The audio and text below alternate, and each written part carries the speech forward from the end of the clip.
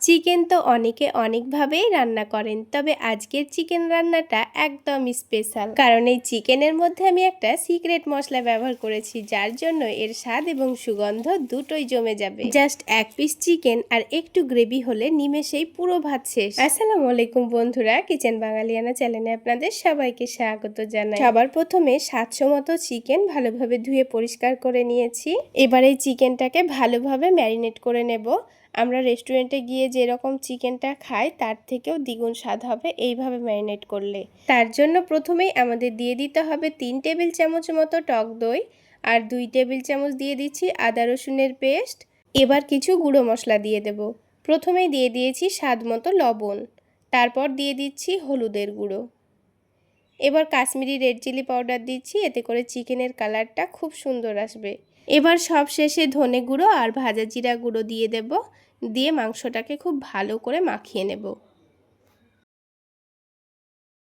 তো মাংসটা মাখানোর আগে কিন্তু আমি তেল দিতে ভুলে গেছিলাম, তো সেই জন্য এখানে অল্প একটু তেল দিয়ে দিচ্ছি। ওই 2 টেবিল চামচ মতো সরিষার তেল দিয়ে দিচ্ছি।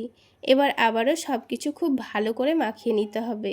মাংসর চারিদিকে যেন খুব ভালোভাবে মশলাটা মিশে যায়, সেটা লক্ষ্য রেখে কিছুক্ষণ সময় নিয়ে খুব সুন্দর করে মাখিয়ে নিতে হবে। তাহলে মাংসর ভেতরে খুব সুন্দর মশলার ফ্লেভারটা ঢুকবে আর মাংসটা খেতেও দারুণ লাগবে। এবার ঢাকনা দিয়ে ঢেকে অন্তত পক্ষে 30 মিনিট রেস্টে রাখতে হবে। আর এরই ফাঁকে চলুন সিক্রেট মশলাটা তৈরি করে নিই। তার জন্য আমাদের লাগবে কয়েকটা গোটা গোলমরিচ, গোটা জিরে, গোটা ধনে, 2টো শুকনো মরিচ আর অল্প একটু মৌরি। এবার কিছুক্ষণ নাড়াচাড়া করে মশলাটাকে ভেজে নিতে হবে। হালকা একটু ভাজা ভাজা হলেই হয়ে যাবে। এবার যখন মশলাটা ঠান্ডা হয়ে গেছে তখন আমি মশলাটাকে গুঁড়ো করে নিয়েছি। আর অন্যদিকে আমি বাকি কাজগুলো করে নিয়েছি। যেমন এখানে কয়েক পিস আলু মধ্যে থেকে কেটে লবণ আর হলুদ দিয়ে ভালো করে সেদ্ধ করে নিয়েছি। এবার রান্নাটা করে নেওয়ার জন্য কড়াইয়ের মধ্যে বেশ খানিকটা পরিমাণ সরিষার তেল দিয়ে দিচ্ছি। তেলটা যখন গরম হয়ে যাবে বেশ খানিকটা মতো পেঁয়াজ কুচি দিয়ে দিচ্ছি। পেঁয়াজটাকে হালকা লালচে করে ভেজে নিতে হবে। পেঁয়াজটা ভাজার সময় আমি গ্যাসের ফ্লেমটা বাড়িয়ে রেখেছিলাম, আর কিছুক্ষণের মধ্যেই দেখুন পেঁয়াজটা কিন্তু খুব সুন্দর কালার চলে এসছে। আর পেঁয়াজটা ভাজার সময় কিন্তু আমি নাড়াচাড়া বন্ধ করিনি, অনবরত নাড়াচাড়া করে পেঁয়াজটাকে খুব সুন্দর কালার আসলে আমি ভেজে তুলে নিচ্ছি। এবার ওই বাকি তেলের মধ্যে আমি আলুগুলোকে লাল লাল করে ভেজে নেব। আর লাল করে ভাজার জন্য কিন্তু আবারও আমি গ্যাসের ফ্লেমটা বাড়িয়ে দিয়েছি। আর গ্যাসের ফ্লেমটা বাড়িয়ে দিয়ে আলুগুলো ভাজলে দেখবেন খুবই অল্প সময়ের মধ্যে খুব সুন্দর ভাজা হয়ে গেছে। তো দেখুন আলুগুলোও কিন্তু খুব সুন্দর কালার চলে এসছে। এবার তেলটা ঝরিয়ে নিয়ে তুলে নিচ্ছি। এবার মাংসটা রান্না করার জন্য ওই বাকি তেলের মধ্যে গোটা গরম মশলা ফোড়নে দিয়ে দেব। তারপর একটা তেজপাতা দিয়ে দিচ্ছি, আর দিয়ে দেব বেশ খানিকটা পেঁয়াজ কুচি। পেঁয়াজটাকে হালকা লালচে করে প্রথমে ভেজে নিতে হবে। এবার কয়েকটা কাঁচামরিচ চিড়ে দিয়ে দিয়েছি, কারণ ঝালের জন্য আমি এখানে কাঁচামরিচই ব্যবহার করছি। আপনারা চাইলে গুঁড়ো মরিচও ব্যবহার করতে পারেন। এবার দিয়ে দিচ্ছি টমেটো পিউরি। এখানে আমি একটা টমেটো ভালো করে পেস্ট করে নিয়ে দিয়ে দিয়েছি। এবার টমেটোর কাঁচা গন্ধ যাওয়া পর্যন্ত টমেটোটাকে খুব ভালো করে কষিয়ে নেব। কিছুক্ষণের মধ্যেই দেখুন টমেটোটা কিন্তু খুব সুন্দর ভাজা ভাজা হয়ে গেছে, আর টমেটোর একটুও কাঁচা গন্ধ নেই।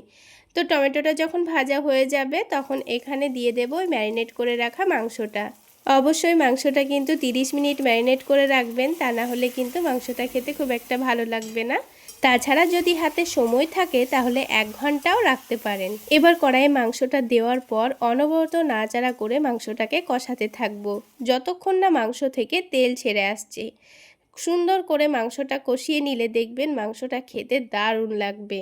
একবার আমার পদ্ধতি ফলো করে মাংসটা রান্না করে দেখুন, একবার বানিয়ে খেলে আবার বানানোর রিকোয়েস্ট আসবে। তো মাংসটাকে কড়াইয়ে দেওয়ার পর অন্তত আমি 10 মিনিট খুব ভালোভাবে নাড়াচাড়া করে মিডিয়াম আঁচে কষিয়ে নিয়েছি। সত্যি বলছি বন্ধুরা, এই মাংসর স্বাদ কিন্তু রেস্টুরেন্টের চাইতেও কোনো অংশে কম হবে না। তো দেখুন বন্ধুরা, মাংসর চারিদিক থেকে কিন্তু খুব সুন্দর তেল ছেড়ে এসেছে। তো এখন কিন্তু আমাদের মাংসটা কষানো হয়ে গেছে। তো ঠিক এই মুহূর্তে ভাজা আলুগুলো দিয়ে দেব, দিয়ে আবারও এগুলোকে 3 থেকে 4 মিনিট খুব ভালো করে নাড়াচাড়া করে কষিয়ে নেব। তো 3-4 মিনিট মতো কষানো হয়ে গেছে। এখন ঝোলের জন্য ফুটন্ত গরম পানি দিয়ে দিচ্ছি। আপনারা যে পরিমাণ ঝোল খেতে পছন্দ করেন সে অনুযায়ী ঝোলটা দিয়ে দেবেন।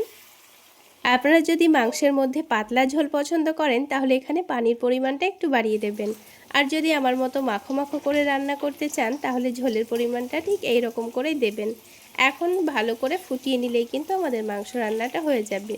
তো মাংসটা যেহেতু কষতে কষতে আমি খুব সুন্দর করে সেদ্ধ করে নিয়েছি, তাই এখন আমি গ্যাসের ফ্লেমটা বাড়িয়ে রেখে একটু ফুটিয়ে নেব। তাই নামানোর আগে পেঁয়াজ বেরেস্তাটা দিয়ে দিলাম আর দিয়ে দিচ্ছি অল্প একটু চিনি। চিনি দিলে কিন্তু রান্নার টেস্টের ব্যালেন্সটা খুব সুন্দর আসে। এবারে সিক্রেট ভাজা মশলা, এবার এটাকে ছড়িয়ে দিচ্ছি খুব ভালোভাবে। তো পুরোটাই আমি দিয়ে দিয়েছি, যেহেতু অল্প অল্প উপকরণ দিয়ে আমি মশলাটা তৈরি করেছিলাম। তারপর ঢেকে দিয়ে এগুলোকে আমি 3 মিনিট মতো রান্না করে নিয়েছি। আর গ্যাসের ফ্লেমটা বাড়িয়ে রেখে আমি রান্নাটা করেছিলাম। আর দেখুন ঝোলটা কিন্তু অনেকটাই কমে গেছে। তো এখন কিন্তু আমাদের রান্নাটা হয়ে গেছে। এবার আমি গ্যাসের ফ্লেমটা বন্ধ করে দেব। এখন মাংসর উপর থেকে দেখুন কত সুন্দর তেল ছেড়েছে আর দেখতে কতটা লোভনীয় লাগছে। একবার হলো এই পদ্ধতিতে মাংস রান্না করে খেয়ে দেখবেন, সত্যি বলছি স্বাদ মুখে লেগে থাকবে। তো বন্ধুরা, গরম ভাতে আর কিছুই লাগবে না, জাস্ট 1 পিস চিকেন, অল্প একটু গ্রেভি আর পুরো ভাত নিমেষেই শেষ। তাহলে বন্ধুরা, আজকে এই পর্যন্তই। সকলে অনেক বেশি ভালো থাকবেন, সুস্থ থাকবেন।